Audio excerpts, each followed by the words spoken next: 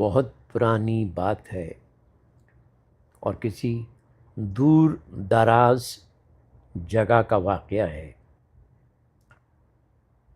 ایک گاؤں میں ایک لڑکا رہتا تھا، نام تو اس کا اشفاق تھا، لیکن لوگ اسے انتہا پسند اشفاق کہتے تھے۔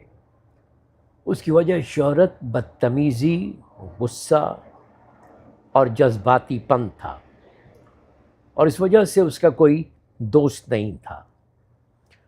لوگ اسے دور سے دیکھ کر رستہ بدل دیتے تھے، لیکن اس کے سوچنے کے انداز میں بڑی شدت تھی۔ وہ کافی انتہا پسند تھا، ایکسٹریمسٹ، بلیک اینڈ وائٹ، سیاہ یا سفید، رات یا دن، روشنی یا اندھیرا۔